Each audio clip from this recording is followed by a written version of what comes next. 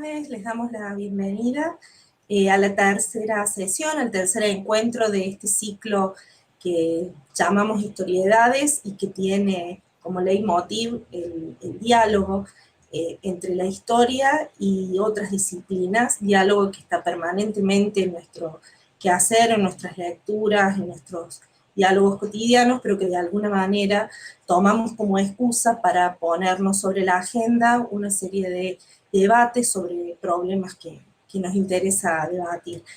Y acompañados, como siempre, por un representante del claustro de egresados de la escuela, en este caso Sofía Arrieta, que va a llevar adelante esta conversación. Contamos con dos invitados muy queridos para la escuela, María Laura Ortiz, profesora en las cátedras de Introducción a la Historia y de Taller de Aplicación, directora del Historia Oral, y por otro lado el querido profesor Gustavo Blázquez, que fue docente de nuestra escuela y de nuestra facultad, en nuestra escuela profesor titular de Historia de la Cultura y también fue docente de la Cátedra de Antropología Social y Cultural. Así que, bueno, los invitamos a compartir con nosotros esta conversación.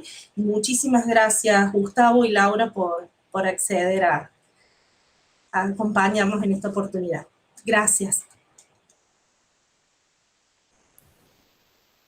Bueno, muchas gracias Isabel por acompañarnos y estoy agradecida también por la invitación a coordinar este encuentro.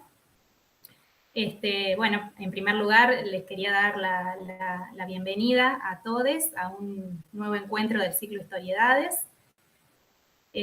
Tal como dijo Isabel recién, hoy nos acompañan Gustavo Blázquez y Laura Ortiz, a quienes agradecemos por estar aquí con nosotros.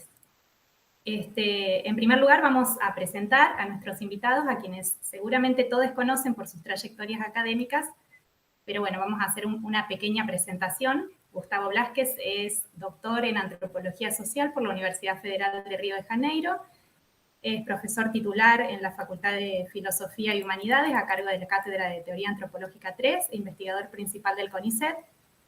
Es director de la especialización de estudios de performance en la Facultad de Artes de la Universidad Nacional de Córdoba y actualmente es director del Complejo Histórico-Cultural Manzana de las Luces, dependiente del Ministerio de Cultura de la Nación.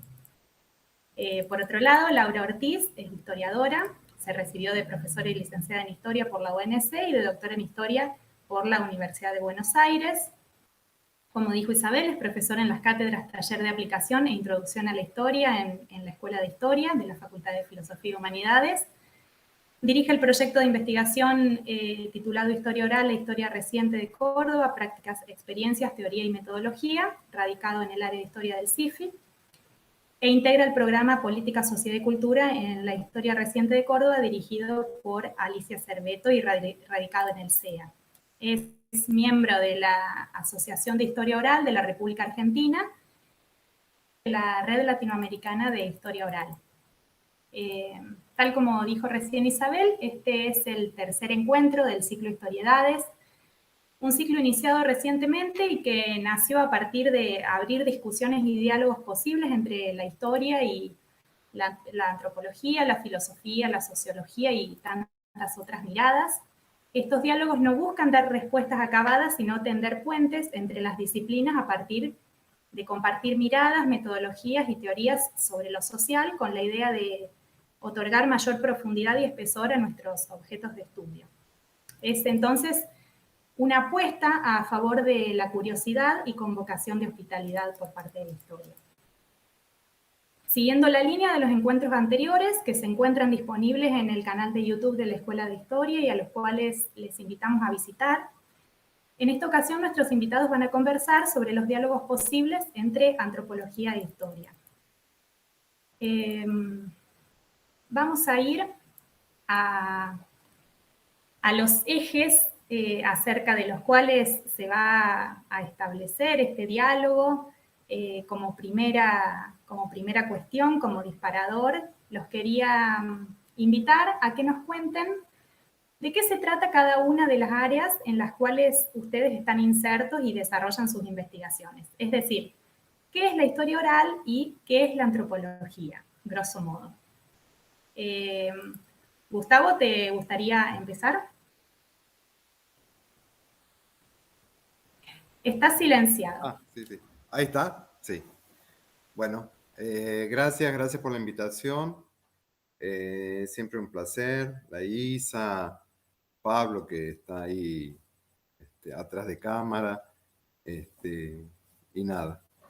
Y compañeros muy queridos y queridas tanto de trabajo como de personas que fueron alumnos y después siguieron trabajando conmigo o con gente también muy querida.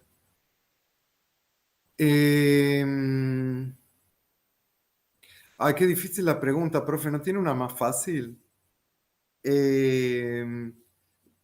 Sería algo así como, primero que habíamos empezado a hablar de etnografía, que por ahí era más simple.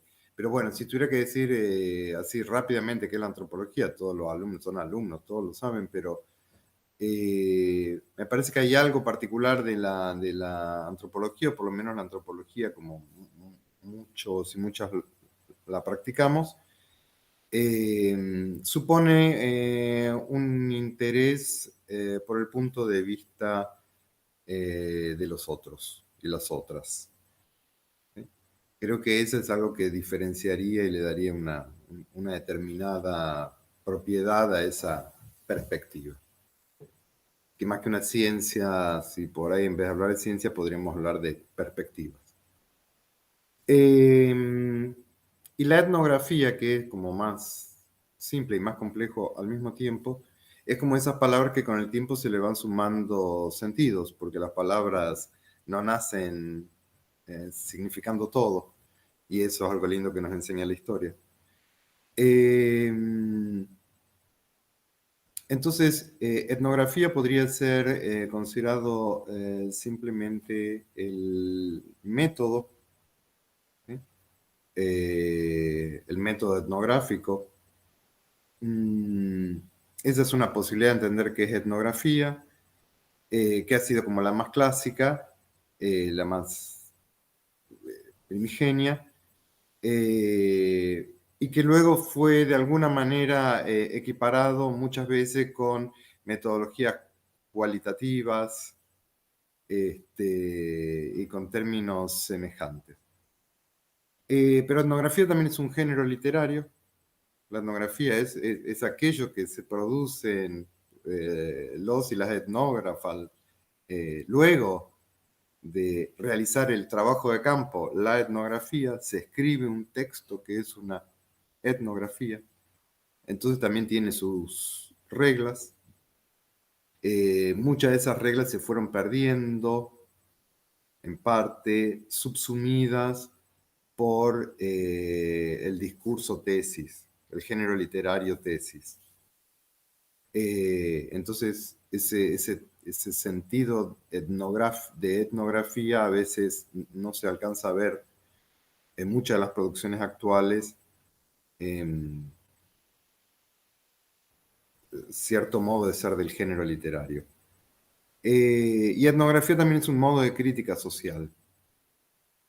La etnografía es una... al pensar en el punto de vista de los otros y de las otras, devuelve necesariamente o supone necesariamente una crítica del lugar donde cada uno está situado. Y ese sentido ese triple sentido del término etnografía le da una complejidad muy particular. Así, bueno, más o menos por ahí. Perfecto. Bueno, muchas gracias. Me siento dando clase. Sí. Claro. Bueno, mi turno. Primero, por supuesto, agradecer especialmente al grupo de egresades de la Escuela de Historia y a la dirección de la Escuela de Historia que han organizado este ciclo que ya lleva este tercer encuentro y que han sido encuentros muy interesantes y muy necesarios para nosotros y nosotras poder pensar nuestro oficio a partir de nuestro presente y de nuestra realidad, pero también pensarlo a partir de nuestro pasado y de lo que hemos sido también. Antes de empezar y antes de decir nada, quiero decir algo porque después me voy a olvidar, que es compartirles un Instagram que es de nuestro equipo de investigación, se llama Historia Oral FFIHY, ¿no? De Facultad de Filosofía y Humanidades, que es el Instagram en el cual compartimos actividades, publicaciones y todo lo que tenga que ver con historia oral. Así que quienes estén interesados en esta área pueden ir ahí y, bueno, seguirnos.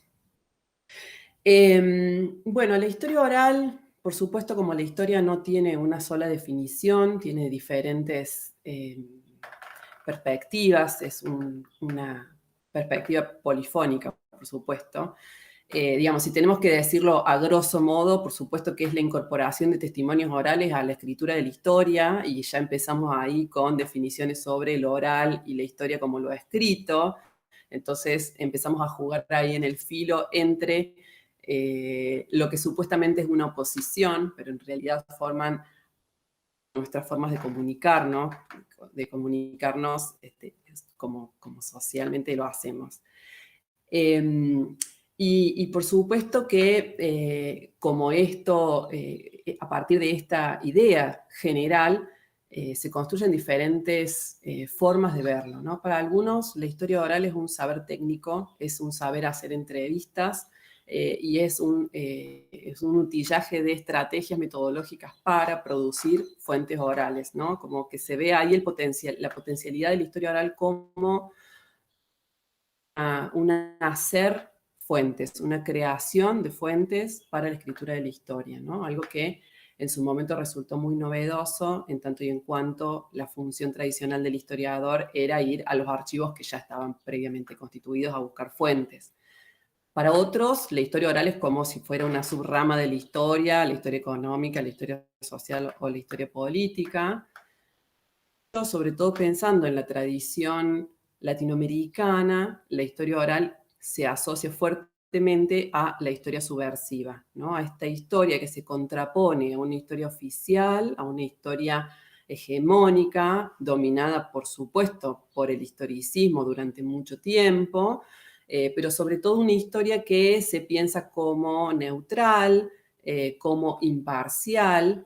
Entonces, recuperar testimonios orales e involucrar la subjetividad de quienes dan voz a estas nuevas historias produce una oposición directa con esta historiografía dominante que, sobre todo en instituciones de becas, instituciones académicas, era y sigue siendo en muchos casos, ¿no? Pero bueno, no solamente la historia oral es el trabajo con entrevistas, hay distintas formas de abordar los testimonios orales, puede ser a partir de tradiciones orales también, ¿no? Cánticos y cuentos y leyendas, etc. Puede ser a partir de una metodología de historias de vida que se asocia fuertemente a la tradición sociológica y la tradición oral a la tradición antropológica, ¿no? Ahí estamos jugando mucho con la interdisciplina. Se puede utilizar a partir de lo que se conoce como historia oral temática, esto es buscar testimonios sobre un determinado tema que se conjuga en un problema de investigación, ¿no? Estas distintas tradiciones tienen que ver, por supuesto, con el contexto en el que emergió la historia oral, que tampoco es un solo contexto ni en un solo lugar, pero digamos, fue emergiendo en distintos lugares, en Estados Unidos, sobre todo a partir del desarrollo de la cinta magnetofónica y de la capacidad tecnológica de grabar. Entonces ahí empieza a crearse una escuela, digamos, de historia oral, sobre todo pensando en guardar testimonios de gente importante, ¿no? Viejos políticos, personalidades renombradas, ahí sí anclado con la tradición historicista de que la historia es una historia de los grandes hombres y de los grandes hombres asociados a la política. pero de alguna manera eso empieza a circular, empieza a rodar y va a, por ejemplo, en Inglaterra, a conjugarse con una tradición historiográfica que desde principios del siglo XX, pero sobre todo desde los años 70, en la cual el marxismo británico, el marxismo cultural o la mirada cultural del materialismo histórico era muy fuerte. Entonces ahí se conjuga una posibilidad de hacer historia de sectores subalternos, sobre todo pensando en la clase obrera, estoy pensando en Thompson, en Rafael Samuel, y justamente a partir de los History Workshops, en los cuales la clase obrera e historiadores comunistas forman entre todos, conjugan la escritura de una historia diferente. Entonces, esas conjugaciones fueron dando diferentes tonalidades, diferentes miradas sobre lo que se podría hacer con la historia oral, ¿no? Que en América Latina eso también va a tener otra forma y va a tener otras dinámicas, porque la historia oral en América Latina sobre todo va a emerger en conjunto con procesos de democratización, ¿no? Posterior al ciclo de dictaduras de los años 60 y 70. Entonces, en los 80, en muchos casos, va a estar, por ejemplo, en Brasil en los 70 o en México antes todavía, pero en general, digamos, si tenemos que pensar una mirada generalizadora, los 80 y los 90 van a ser el momento en el que la historia oral va a empezar a ganar espacios, sobre todo en ámbitos académicos, y esta historia subversiva todavía va a seguir en oposición con otras formas de historia que dominaban en nuestra tradición, ¿no? Caso va a dar la posibilidad, sobre todo, de hacer investigaciones del tiempo presente, no necesariamente, pero sobre todo el tiempo presente, de estos procesos represivos que habían sido muy recientes en ese momento y que habría una posibilidad de investigar sectores represaliados, sectores dominados, sectores subalternos. Y bueno, y de alguna manera eso le dio una identidad especial a la historia oral en América Latina, y por ejemplo en el caso de Argentina va a ir de la mano con la historia reciente, o lo que se llama como historia reciente, ¿no? Y este tipo de especificidades, digamos, hacen a nuestra forma de hacer historia en América Latina, en Argentina también. Y bueno, y dentro de eso hubo muchos debates y lo sigue habiendo en relación a, bueno, cómo es nuestro trabajo con los testimonios orales, ¿no? Bien, bueno, muy interesante. Abren muchas puertas y muchos interrogantes las dos definiciones, o no me gusta decir definiciones porque sería como encasillar mucho a cada una de las áreas, pero recogiendo un poco de lo que dijeron cada uno de ustedes, que Gustavo definió a la etnografía como método etnográfico, como género literario y como la crítica del lugar donde cada uno está situado, y Laura hablando de la historia oral como esta contrapuesta a la historia hegemónica, digamos.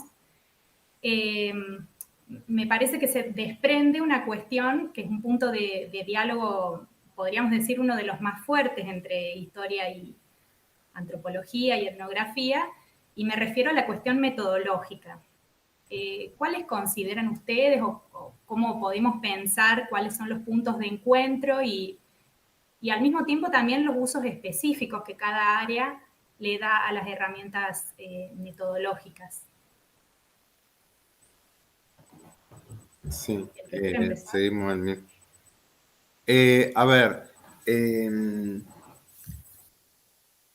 Cuando Pablo Molina, el vicedirector, me invitó, yo le dije, pero mira, Pablo, que yo lo único que tengo para decir de la historia oral es que ellos nos robaron el método.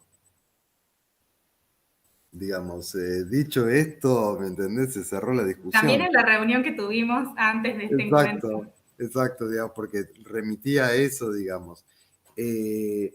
Con eso, quiero señalar un momento histórico del diálogo entre la historia oral y la antropología, o más específicamente la etnografía, que son esos 80, esos 90, cuando comienza en Argentina y en nuestro medio también la historia a practicarse con más fuerza, la historia oral. Muchas veces tenía que ver con la llegada de exilados, que muchos venían de México. Y muchos, digamos, esa mezcla entre la historia y la antropología no era un problema. Porque ese problema de mezclar las disciplinas y la historia y la antropología como cosas inmezclables, ¿sí?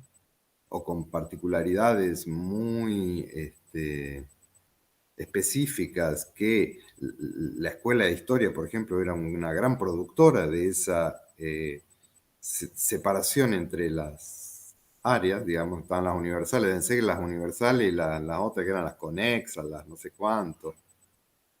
Digamos, en esa propia clasificación que la escuela hace en su plan, ¿sí? Repite esa falta de diálogo entre las disciplinas.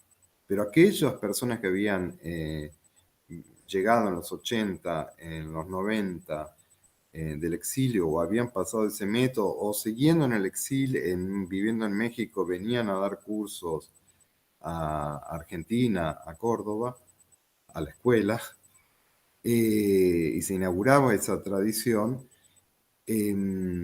no tenían problemas en mezclar historia y antropología. Y el enunciado acerca de que vienen a robarnos nuestros métodos, ¿sí? Venía fundamentalmente del establishment antropológico, ¿sí?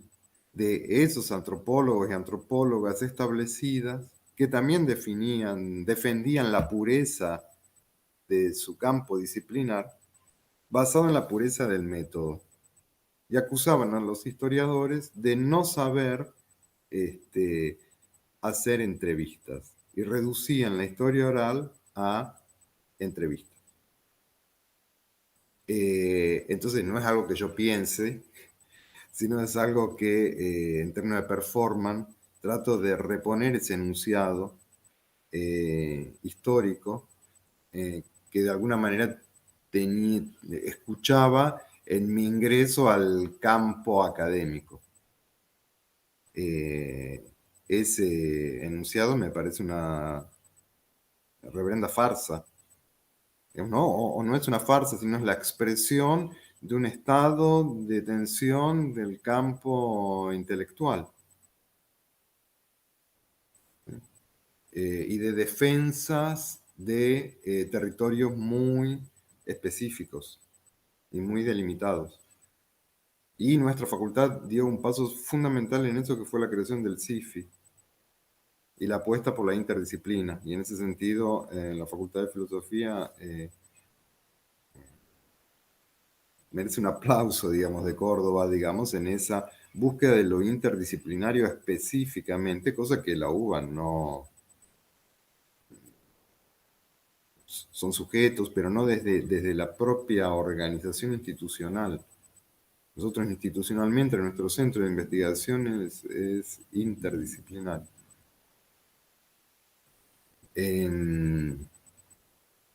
Con áreas, pero apunta a la interdisciplina. Y entonces me parece que lo que la historia oral venía a mostrar a los antropólogos era esa necesidad para los antropólogos y las antropólogas de pensar en términos de procesos históricos. ¿Sí? Algo que era bastante poco pensado, porque muchas veces cuando se pensaba en términos de procesos históricos, se pensaba en los grandes procesos históricos. Y había un profundo desconocimiento por parte de ese establishment antropológico de las discusiones más de la microhistoria. Y Ginsburg, que alimentaron o fueron vampirizadas por los y las antropólogas en esos 80, 90. No sé. Bueno, retomo esto del robo, porque es una cuestión interesante, ¿no? Para pensar cómo es el tráfico de conceptos y métodos en las ciencias, y no solo dentro de las ciencias humanas, digamos, dentro de las ciencias en general. Las ciencias naturales pueden, digamos, acusarnos a las ciencias sociales y humanas de haberles robado también a ellos su método, ¿no? Digamos, sabemos que las ciencias construimos conocimiento a partir de lo que ya está hecho, y que, bueno, y que no sé si sería robo la categoría, habría que ver acá algún abogado que diga si es robo, hurto o préstamo.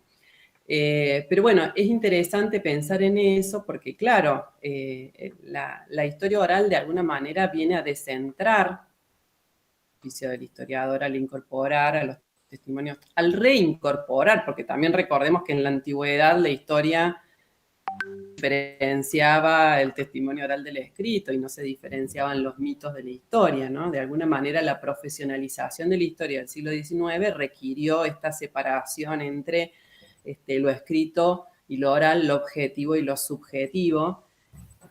Pero claro, tiene que ver justamente con ese contexto en el que Malinowski dice trabajo de campo y dejemos de lado la tumbona del no sé qué, del verano, ¿no? Y nos pongamos a hacer trabajo de campo en serio, que eso es lo que los antropólogos tienen que hacer en un momento en el que a todas las ciencias humanas y sociales no les interesaba el pasado o no les interesaba la historia, no solamente la antropología, sino la sociología lo mismo, que estaba con la cuestión del funcionalismo, la psicología experimental, estas cuestiones que solamente iban a poder verse en ese presente y a los cuales el pasado o los acontecimientos del pasado no les decían nada ni les aportaban nada. Entonces, la historia por un lado y el resto de las ciencias humanas y sociales por otro lado.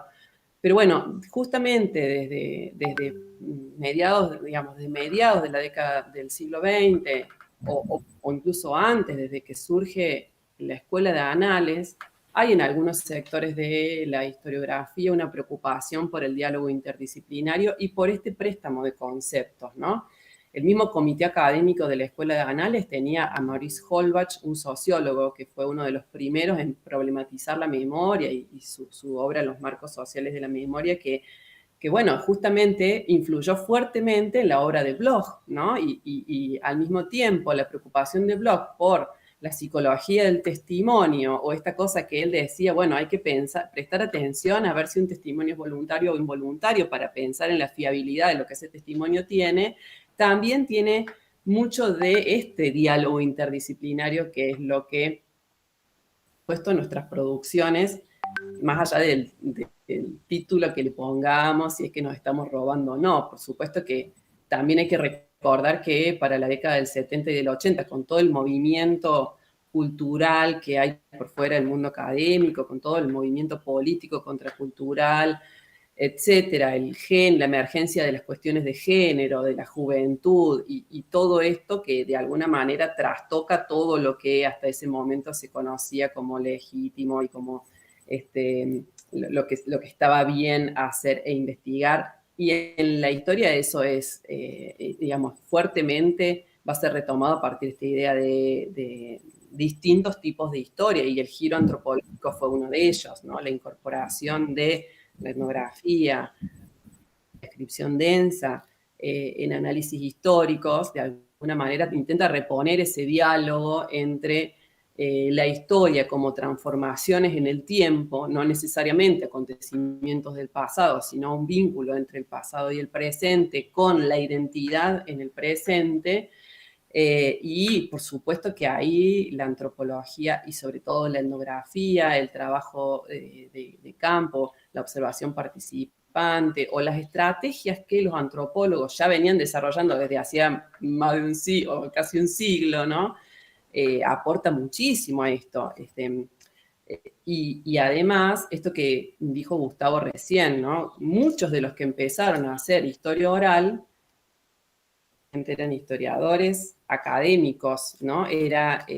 Portelli viene que es un gran referente de la historia oral, su obra de las fosas ardeatinas es una obra clave en la historiografía y viene de la lingüística, o justamente de un diálogo muy interdisciplinario en este círculo Gianni-Bosio.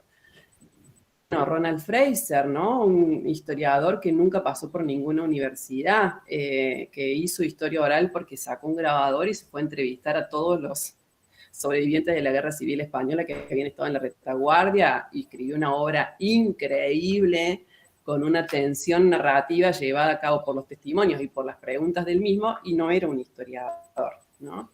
O bueno, mismo que mencioné Holbach, uno de los principales referentes teóricos de la memoria y de problematizar la memoria colectiva, o Pollack, que vienen de la sociología, ¿no? También esto que menciona Gustavo, diferenciar lo que es el establishment en las academias, ¿no? Que tienen ahí la vigilancia epistemológica todo el tiempo, con la lucecita roja, esto no, esto sí, con estos otros movimientos que se mueven en los márgenes, en las fronteras, ¿no? Entre las disciplinas y que aportan muchísimo a lo que la disciplina es, ¿no?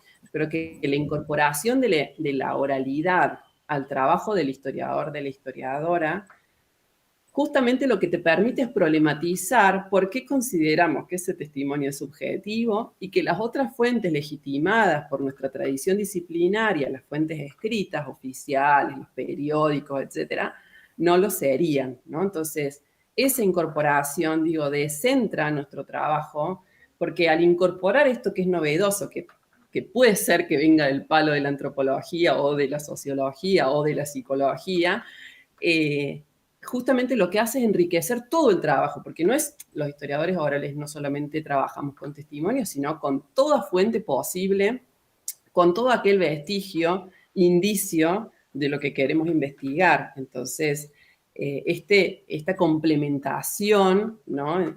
Es lo que hace que se enriquezca muchísimo nuestra forma de investigar, ¿no?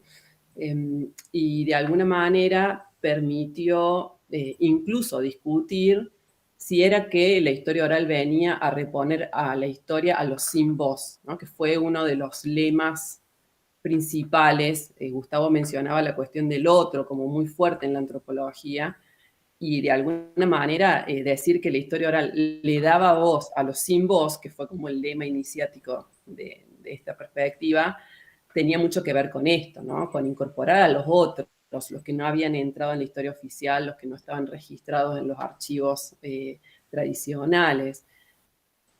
Fue mutando y fue cambiando, pero en cierta forma esta otredad o esta capacidad de escuchar a un otro, que es lo que aprendemos y enseñamos en este trabajo con entrevistas, el hecho de trabajar con personas, ¿no? Es decir, no estoy trabajando solamente con un documento antiguo, que es la representación clásica que se tiene del historiador o de la historiadora, sino de alguien que está hablando de su propia experiencia. También eso ayuda a descentrar y renovar nuestra mirada sobre los vínculos entre el pasado y el presente, ¿no? Sí, yo quisiera decir una cosita, que si hablamos de robo y seguimos jugando con una idea que no es, ambos disciplinas, la historia y la antropología, si le han robado a alguien es al folclore, que es la disciplina negada, que no pasa el filtro académico. Y creo que ambos núcleos de investigación beben del folclore y de ahí de la lingüística, digamos. Pero bueno, para pensar a quién le robamos.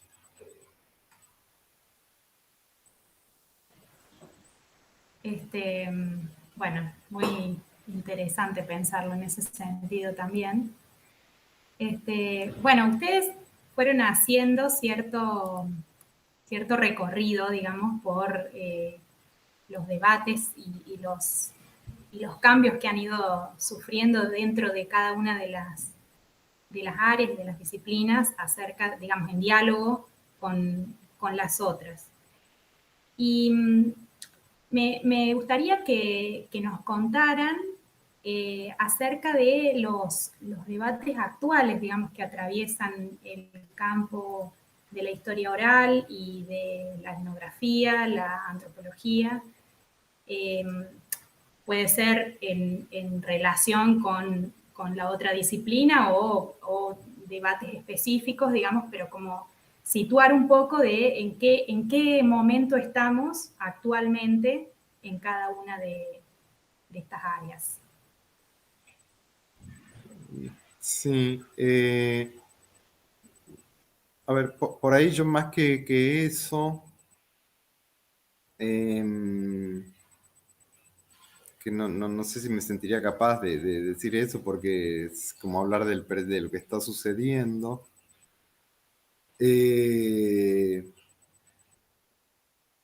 Me gustaría contar un caso que a mí me hizo cuando empecé este diálogo, digo, me parece interesante para pensarlo, cómo lo haríamos, o qué hacemos uno y otros, o cómo vemos esto. En mi trabajo de campo con cuartetos, con los bailes, una de las primeras cosas que encontré en el relato, tanto oral como escrito, y escrito oficial o académico, es que el 4 de junio de 1943 había debutado la Leo en un estudio de radio. Siguiendo un método aprendido en la escuela de historia de los colegas, fui al diario a ver qué había pasado el 4 de junio de 1943, para ubicarme en ese mundo donde pasó esto. Entonces ver qué había. Y descubrí que ese día había habido un golpe de Estado. Por lo cual es bastante poco probable que la audición haya pasado, en tanto se suspendieron bailes, etcétera, etcétera, fiestas, actividades sociales, estado de sitio, golpe de Estado. Y nadie, digamos, recordaba esa presentación de la Leo. No hay documentos que prueben que eso ocurrió, o yo por lo menos no los encontré, documentos escritos. Y nadie recordaba, y si alguien recordaba, para mí era altamente sospechoso que alguien se acordara del debut de una orquesta, ¿sí? De algo que no tenía nombre, que esa era la primera vez que se presentaba, no es que ella era famosa. Entrevistando al hijo de Leonor Marzano, ¿sí? En una entrevista la más loca que quizás he hecho, digamos, porque fue el 11 de septiembre del 2001. Yo salí de casa, digamos, y se había caído una torre, y decían que se había caído una torre, un avión se había chocado, llegó por delante. Cuando llego al Bonque Bon, que era el bar donde me entrevisté con Gelfo, ya había caído la segunda torre. Entonces, toda la entrevista está atravesada por la televisión y el suceso. En esa entrevista, Gelfo dice recordar esa presentación. No como algo que le contaron, sino que él recuerda esa presentación. Y ahí hay un único problema, es que para la época él no había nacido. Entonces él recuerda, pero no como aquello que le contaron, sino como aquello vivido, la presentación. Entonces, ¿qué hacer con ese enunciado? Digamos, ¿cómo actuar? No sé si lo hice en su momento, lo que pienso ahora, digamos, varios años después, Y siguiendo a Taussig, que es un antropólogo que a mí me gusta mucho, que él habla en su producción más reciente de cómo producir textos apotropaicos. Es decir, textos que vayan contra el encantamiento. Un artefacto apotropaico es la cintita roja, es algo que te protege de un hechizo. ¿Sí? La manito, el ojito, ¿sí? Son cosas que te protegen. Entonces, ¿cómo producir textos apotropaicos? Textos que nos protejan del fetichismo. ¿Sí? Del fetichismo de la mercancía, pero también de todo fetichismo, digamos, y de todo proceso de fetichización en que somos arrastrados como parte del desarrollo capitalista. Como parte de la alienación, como contracara de la alienación. Entonces, en este caso, digamos, es cómo mantener la magia de ese enunciado, de eso que él vio y experimentó sin hacerlo, digamos. Creo que una perspectiva etnográfica contemporánea exploraría esa magia, digamos, de qué operación mágica contratemporal, ¿sí? Está realizando este sujeto, de qué otras temporalidades está hablando, ¿sí? Y así protegernos del hechizo, del fetichismo, digamos, de la temporalidad del tiempo histórico. Pues, ¿sí? En su versión más académica, más científica.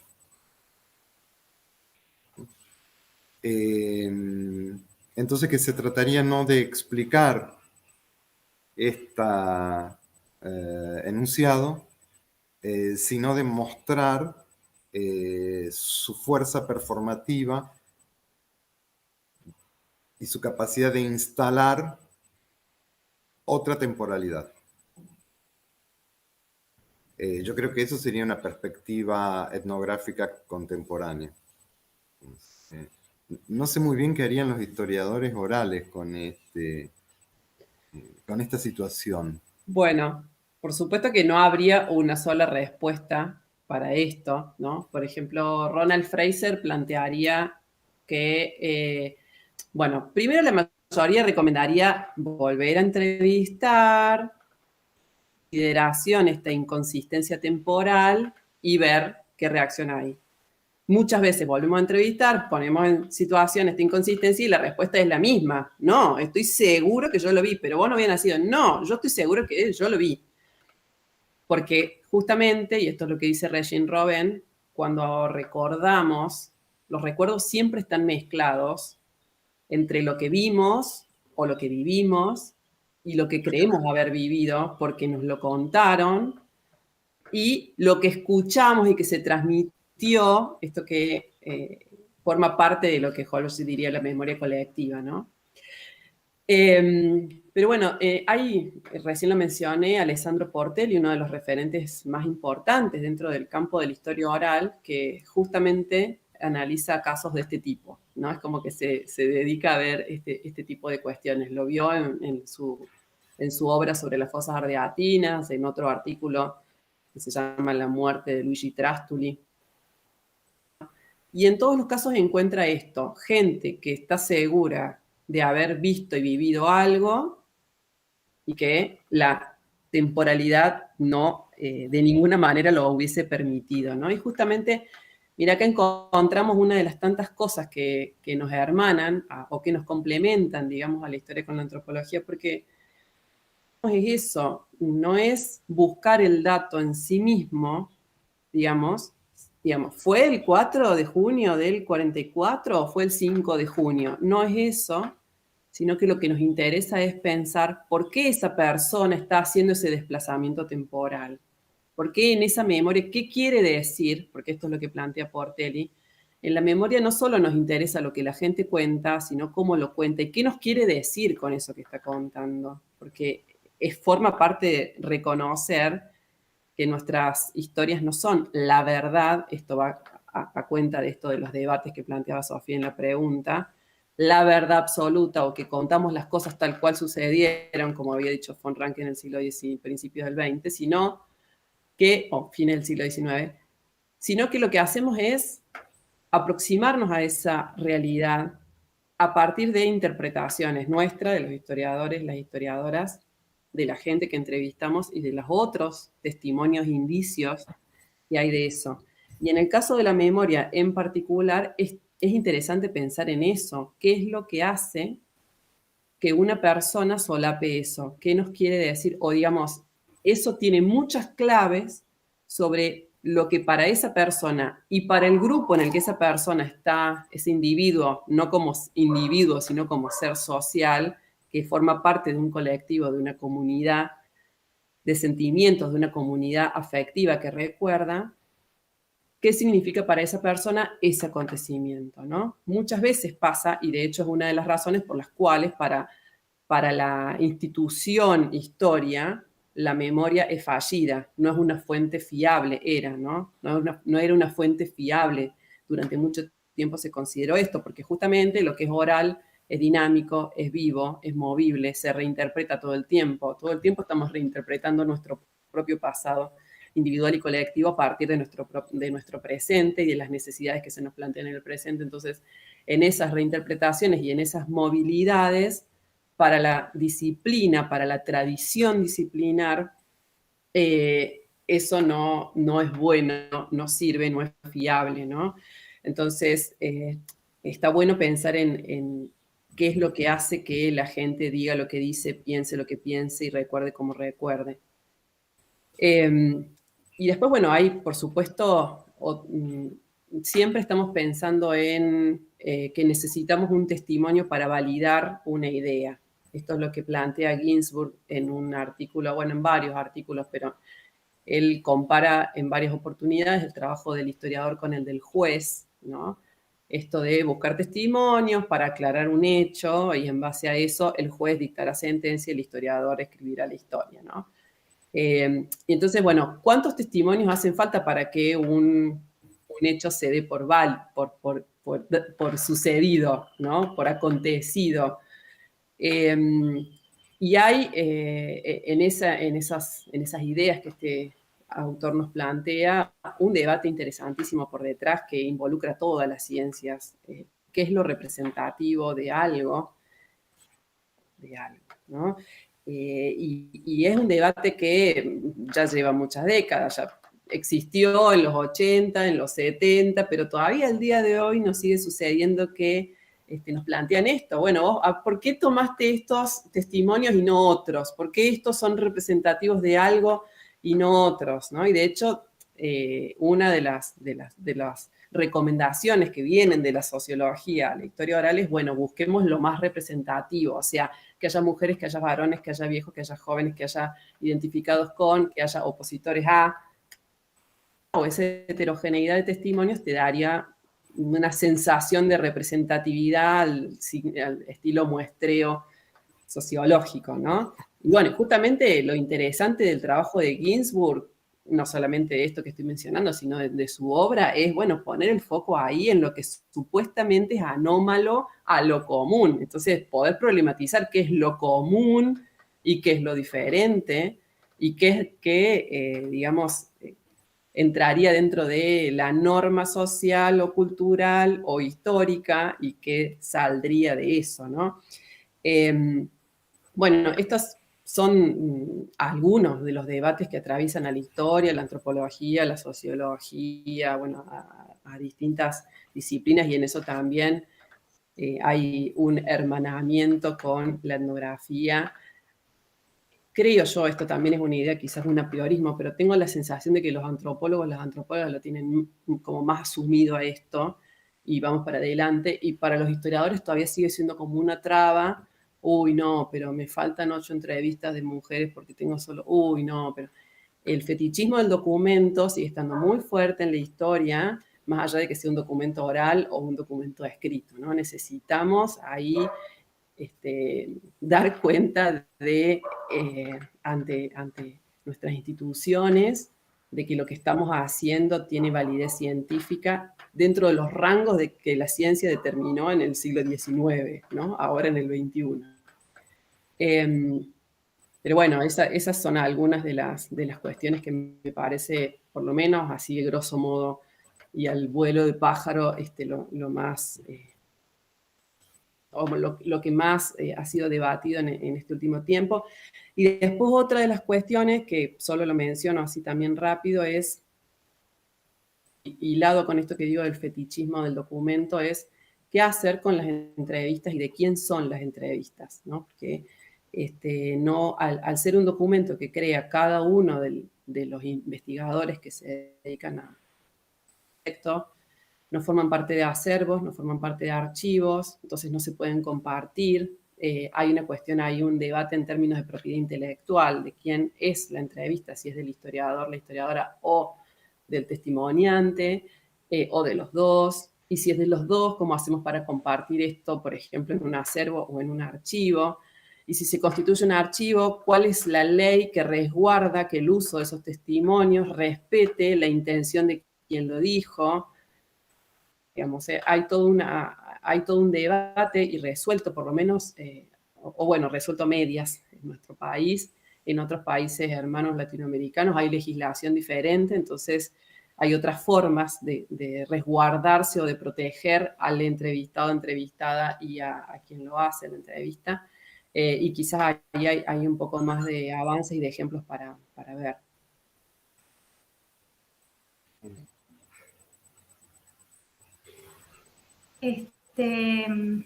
Bueno, a partir justamente de esto que ustedes estuvieron mencionando y precisamente a partir de lo que está mencionando Laura, de la cuestión del vínculo institucional también con el desarrollo de cada una de las áreas y de las investigaciones,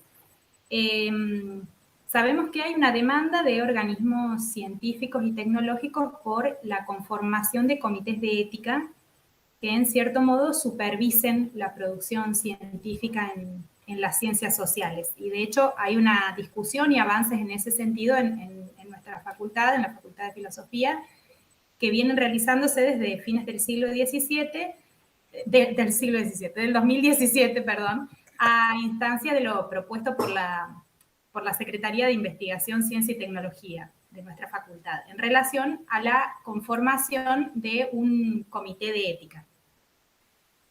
Me gustaría saber, bueno, qué es lo que ustedes piensan, qué consideraciones deberían ser tenidas en cuenta al momento de pensar en la conformación de un comité de ética en nuestra facultad y bueno, y en general en los comités de ética en las ciencias sociales.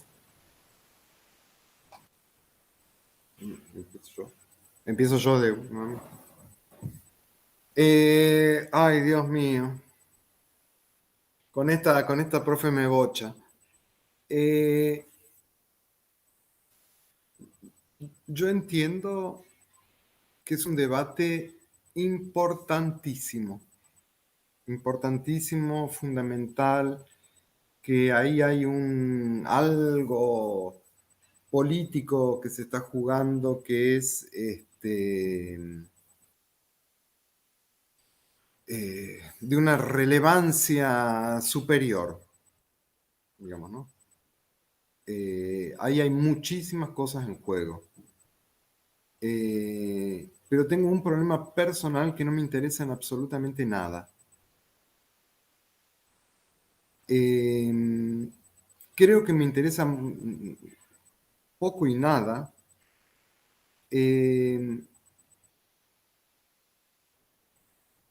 porque, a ver, yo hago pocas entrevistas en mi trabajo de campo, tiene pocas entrevistas en el sentido ese de las entrevistas. Yo creo que tiene que ver con el objeto, digamos, ¿no? Desde hace muchos años, 2 décadas, digamos, vengo desarrollando esta etnografía, esta antropología de la noche. Digamos, en la noche es muy difícil pensar en hacer entrevistas. Y las entrevistas hechas a la luz del día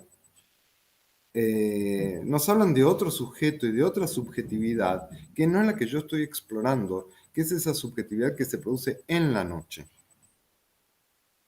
Entonces, la exploración de esa subjetividad supone un conjunto de conversaciones y de un profundo estar y compartir, ¿sí?, que es imposible plantear un conjunto de advertencias anteriores al entrevistado, porque no hay un entrevistado. Esto, por otro lado, no supone ningún disimulo, digamos, ¿no? No somos agentes de la AFI. Sino que uno explicita, el lugar desde donde está, por qué está y qué está haciendo y por qué está preguntando o por qué está ahí. Eso es sabido, pero se juegan otras reglas. Y me parece que las preguntas que se está haciendo el Comité de Ética y todas esas preguntas éticas, no entramos. Mi trabajo de campo no sé cómo entrarlo ahí, qué tendría que hacer para adecuarlo a esas situaciones. Entonces creo que eso colabora a que me interese poco. Y entiendo que ese debate es fundamental. Yo me alegro que la Negra Lugones y Lucía Tamagnini, 2 personas con las que he trabajado, nos conocemos de hace millones de años, fundamentalmente con Lugones, estén tan implicadas en ese debate. Porque tienen muchas cosas para decir y para construir así, y es necesario leer a contrapelo, digamos, benjaminianamente hablando, las propuestas de ese CID, que no son otras que una bajada, digamos, un efecto dominó. Entonces, que realmente es necesario pasar ahí el cepillo a contrapelo. Y que nuestra facultad tiene los recursos humanos y la tradición de pensamiento para realizar esa operación y que se debe esa responsabilidad política. Es un problema que a mí no me importa. Entonces tengo bastante poco para decir, digamos. Simplemente es eso, es como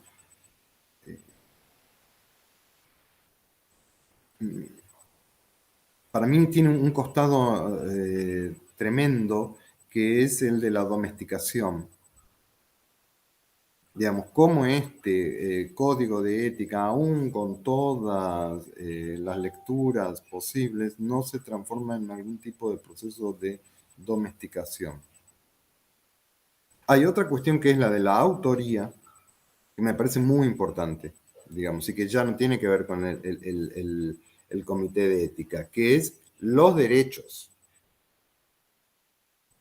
Digamos, esa es otra discusión, y es otra discusión que no se da. Digamos, que es cierta plusvalía. Digamos, esa discusión no creo que se esté dando tanto. Y cuando se da la discusión en términos de autoría, se habla más, se discute más bien en términos de una autoría intelectual, pero no de una propiedad intelectual. Es la coproducción, lo dialógico, lo polifónico, pim pum pam. Ahora, ¿quién cobra los derechos? ¿Quién hace el contrato con la editorial? ¿A dónde van las regalías? Entonces, esa discusión sí me parece súper interesante y poco trabajada.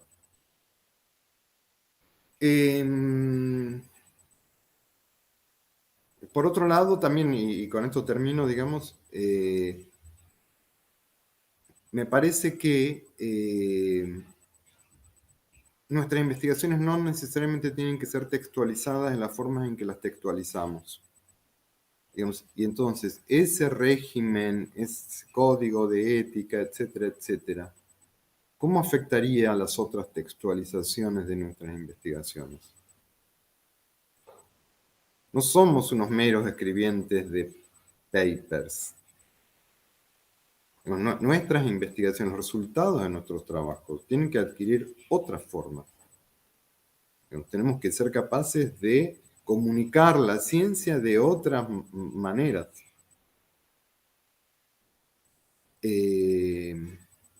Si no caemos en eso, vuelvo a Taussig en lo que llama la escritura de agronegocios, ¿sí? O que nosotros llamamos paperismo.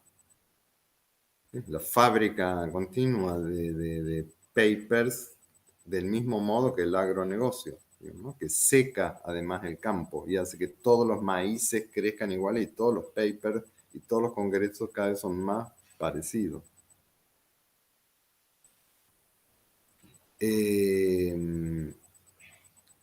Entonces, existen otras formas de textualizar, ¿sí? Que pueden ser artísticas, pueden ser intervenir en el campo del debate político. Muchas otras formas de activar los resultados de nuestras investigaciones. Entonces, si seguimos teniendo las mismas discusiones, no estamos ahí domesticándonos una vez más en el textualismo, ¿sí? Y convertirnos en este proceso de proletarización creciente que venimos sufriendo en escribas.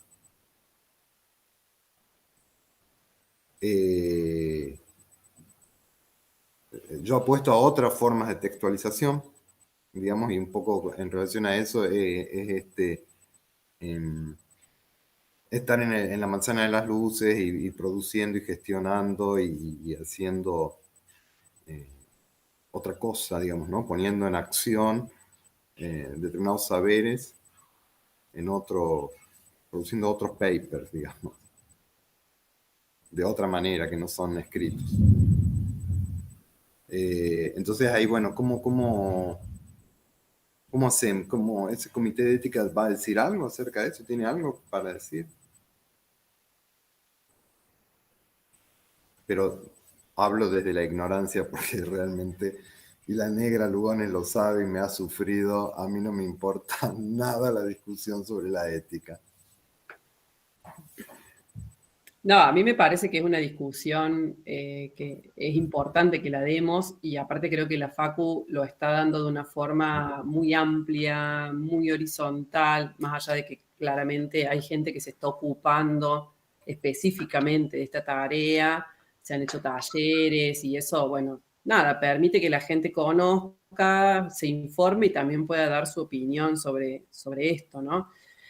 Claramente es un paso más en la burocratización de nuestro trabajo, o sea, más allá de que normativice mucho o poco o domestique mucho o poco, porque no es esa la intención, por lo menos de este comité, o por lo menos eso fue lo que se charló, digamos, que sea algo más orientativo que normativo, ¿no? O prescriptivo. Y creo que es necesario hoy, porque hay mucha gente que hay cosas que no las sabe. Y si no hay una autoridad institucional que lo diga, entonces mucha gente, por ejemplo, no usa la autorización del uso de entrevista porque no sabe que se puede usar. No porque sepa y por sí diga no lo voy a utilizar. Obviamente hay muchos trabajos de campo en los cuales esto es difícil. Lo acaba de mencionar recién Gustavo en su propia experiencia, ¿no?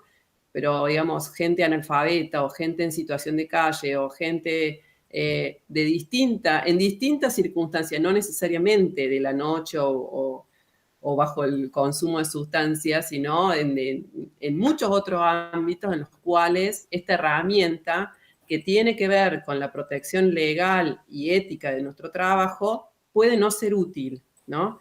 Pero yo creo que si digamos, este comité de ética hoy por hoy es necesario y es una necesidad que no viene de nuestro propio cuerpo de investigadores, sino que viene de afuera, ¿no? Y eso también es todo un síntoma de por qué tenemos esto, otra vez hablando de los préstamos y los tráficos de metodologías en términos de la ciencia. Los comités de ética empezaron siendo sobre todo vinculados a la cuestión de la salud, el material genético, etcétera, y ahora también lo incorporamos para los testimonios orales.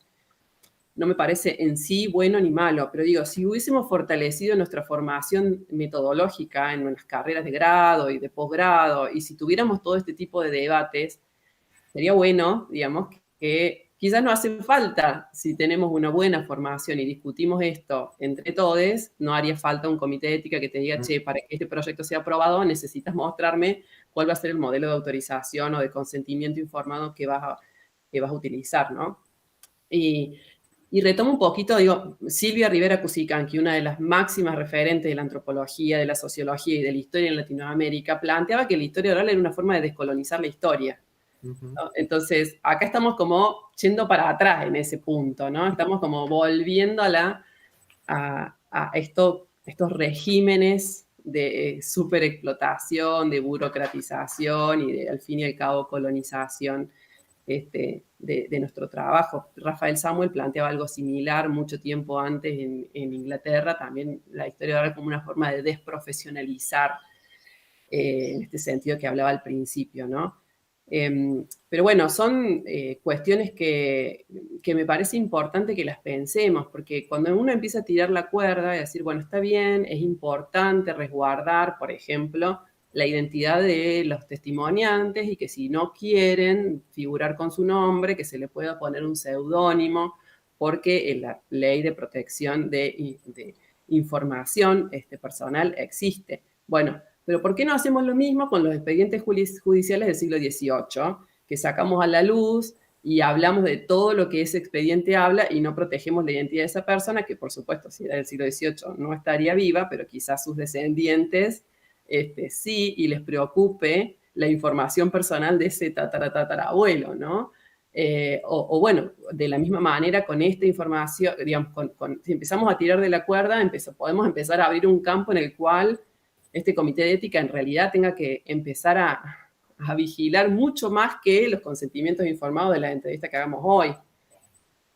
Porque no necesariamente el hecho de que haya una autorización de una entrevista o que tengamos en claro de quién es la entrevista en términos de propiedad intelectual o de autoría, quiere decir que lo que el intelectual o el científico, el uso que le dé a ese testimonio sea resguardando la identidad y lo que o protegiendo la idea que esa persona quiso transmitir, ¿no? Entonces quizás no necesariamente es una cuestión instrumental, sino que, digo, por ahí es una cuestión más de fondo, en términos de formación metodológica, que en la escuela, por lo menos en la formación de grado en la escuela de historia, es una parte de nuestra formación que tiene 4 materias, creo, o 5, 4, y que por ahí hay muchas cosas que quedan por fuera, por ahí se pueden trabajar en algún seminario optativo, pero quizás estas discusiones está bueno que las podamos incorporar en esos espacios, ¿no? Institucionalizados también. Eso. Bueno,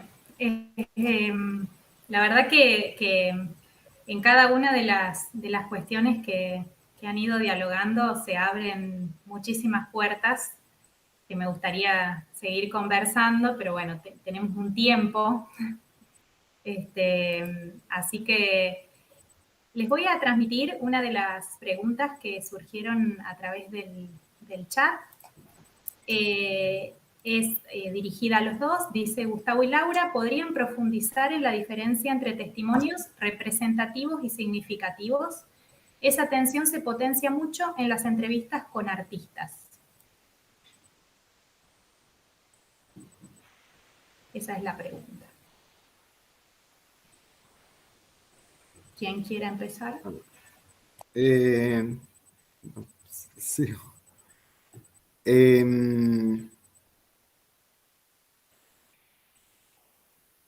Que ese problema de la representatividad es como muy trillado ya. Digamos, ¿representativo de qué? ¿Representativo para quién? Entonces, creo que seguir pensando en ese tipo de representatividad es bastante poco prudente. Es seguir como pensando con las categorías historiográficas del siglo XIX.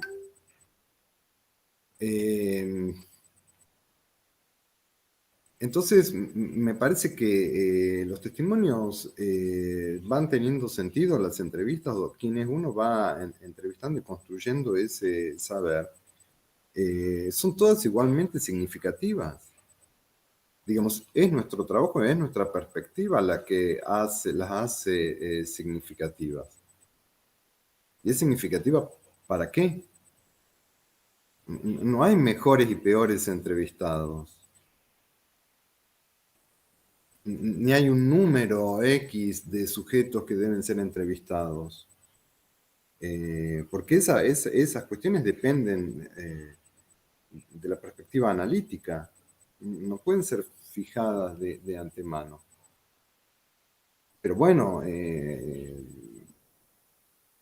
algunos lugares de las ciencias sociales y de las humanidades se sigue pensando en esos términos. Bueno, sí. Sí, a mí me han hecho Sí. devoluciones de trabajos donde básicamente lo que me dicen es eso, ¿por qué estos testimonios y serían representativos y de qué son representativos o cómo Claro. justificar? Y no hace tanto tiempo. Sí. Pero sí, es algo que está bueno problematizar, que también depende del campo y del problema de investigación que uno construya, ¿no? Y yo creo que la representatividad o la significación del testimonio no está dicho a priori, ¿no? No es porque yo quiero hacer la historia de la antropología en Córdoba, voy a entrevistar a Gustavo Blázquez, que me va a ser representativo de la antropología en Córdoba, o en Buenos Aires, o en lo que sea, ¿no? Es como, justamente hay una construcción ahí de que uno quiere investigar sobre cierto tema, entonces hay ciertas personas que son más representativas que otras para hablar de ese tema. En realidad, por detrás de eso está la cuestión de la legitimación de ciertos testimonios o de ciertas lecturas sobre acontecimientos, ¿no? Que habla de la sedimentación, de la memoria, los procesos de la memoria y en los cuales se vincula el pasado con el presente y hay una función de legitimación en el presente de esas personas a partir de esos acontecimientos y de la forma en que esos acontecimientos son interpretados. Pero bueno, eso es algo que todavía en la historia sí se sigue discutiendo. Lamentablemente, es una discusión vieja, anquilosada, pero se sigue planteando hoy por hoy en muchos ámbitos de evaluación, ¿no? Lamentablemente. Sí, sí, en la antropología también, digamos. En las ciencias sociales en general, seguimos haciendo como si eso no hubiera sido discutido. Creo que ahí hay una responsabilidad de nosotros como en los comités de evaluación, de discutir esos criterios que se están utilizando y de incidir allí, en los comités editoriales, en las revistas, en los pareceres, en todo ese sistema académico. Porque la discusión se mantiene, la búsqueda de la representatividad se mantiene. A priori, digamos, ¿no?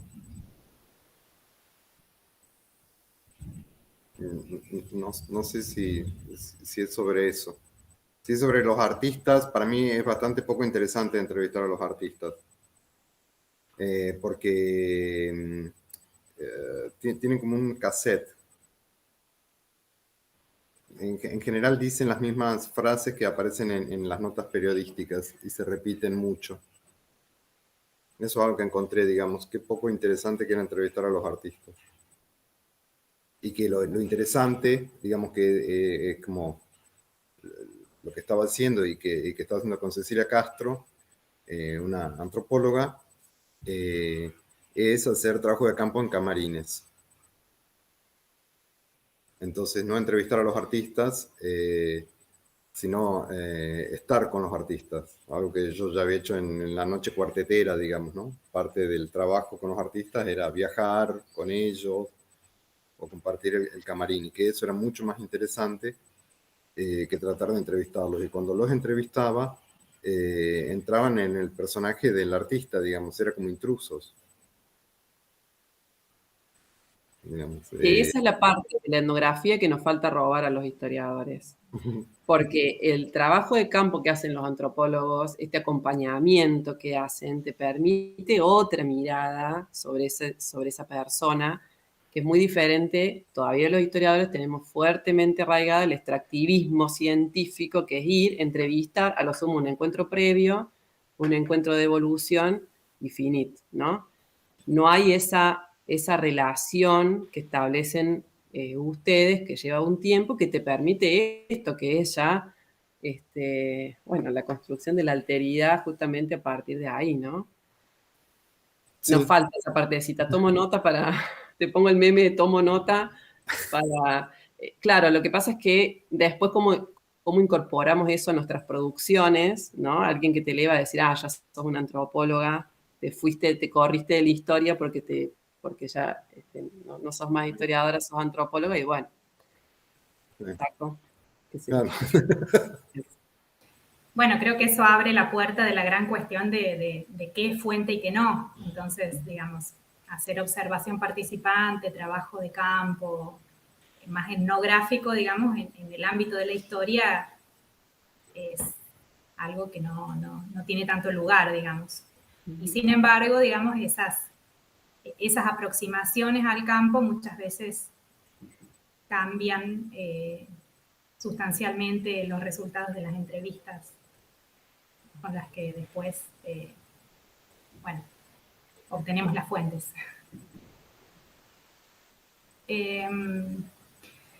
Bueno, ¿les gustaría agregar algo más como conclusión de este conversatorio, ¿no? De estos diálogos, digamos, que hemos establecido? ¿Les parece que hay alguna cuestión que ha quedado afuera y que les gustaría mencionar o transmitir? Tienen un pequeño espacio para hacerlo.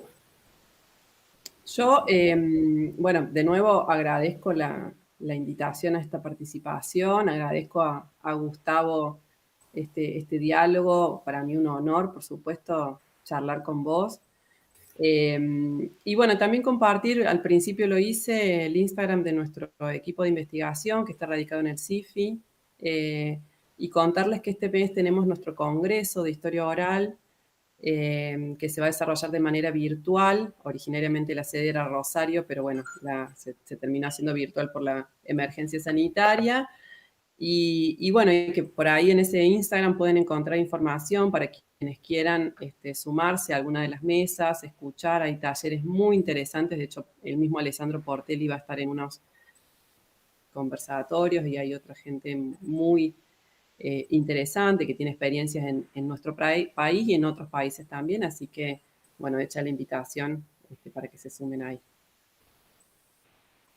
Bueno, gracias. Para mí también fue un placer la invitación, compartir el diálogo con Laura, con Sofía también. Así que bueno, muchas gracias. Y si dijera algo así, algo que queda pendiente para otra discusión, porque el tiempo es tirano, es la devolución. Pero eso es la próxima temporada. Podemos hacer una segunda edición en la cual... Santa Rosa is coming.